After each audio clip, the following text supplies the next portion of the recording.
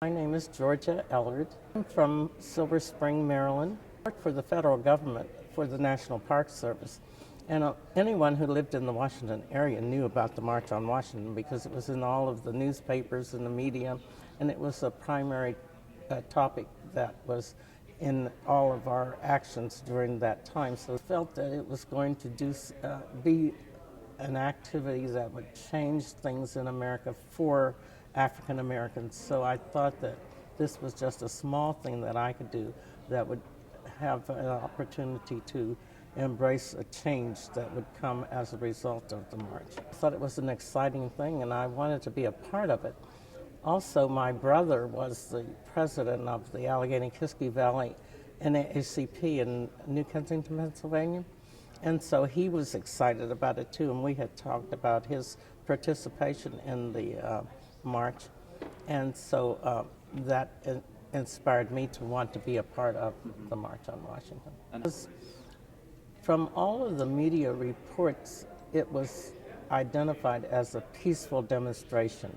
And there was never anything to indicate that it would be anything other than peaceful. So I was not concerned about any interaction with the police or any other enforcement. The police were very lenient. There were police there, and some of them had box lunches and they didn't want them, and they were offering them to the people who were sitting there. So everybody was in a very friendly and joyful mood. Remember any of the songs or the chants from that day? I do remember them, and I can, anytime I hear them, although you don't hear them very much now, but anytime you hear any of those songs, you become very impressed by the march songs.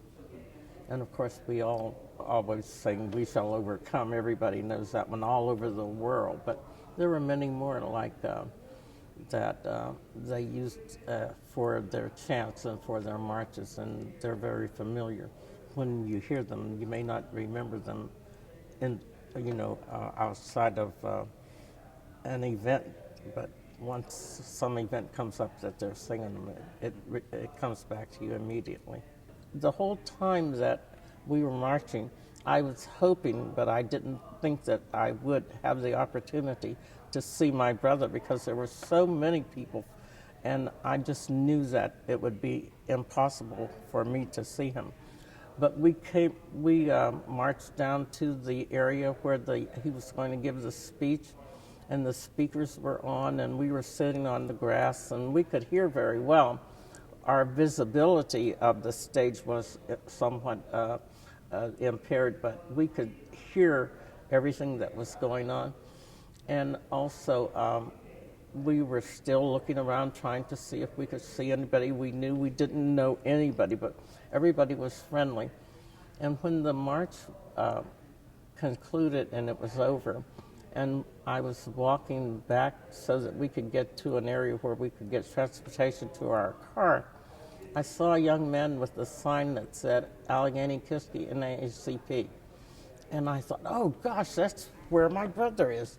And I started to run towards him.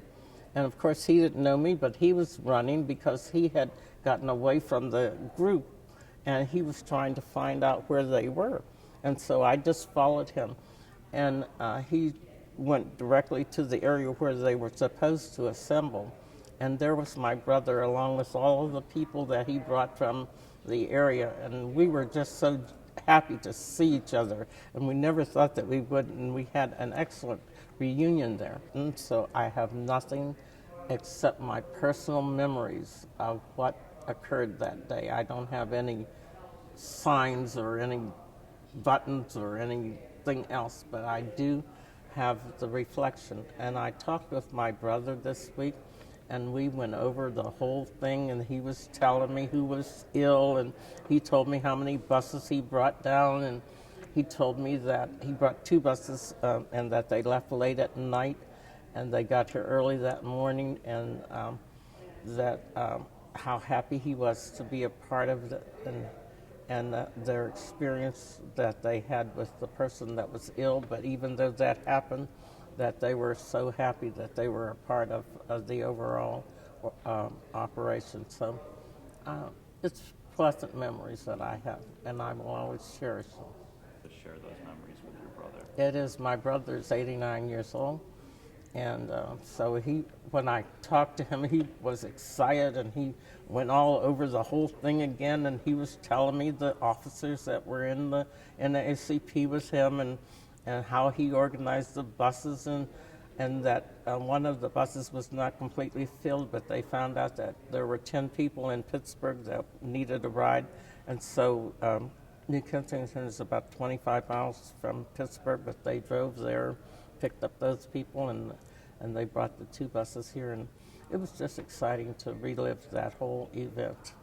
The thing that I remember most was the fact that I was able to be there and that I was walking and I didn't feel tired, and it was a hot day, but I didn't feel, overwhelmed by the heat. And then I was also very pleased that I was able to participate with my family member and see him, even though I didn't participate when we were walking.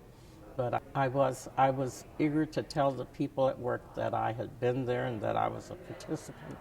And I was also wanting to know if they saw me on television, the ham that I was.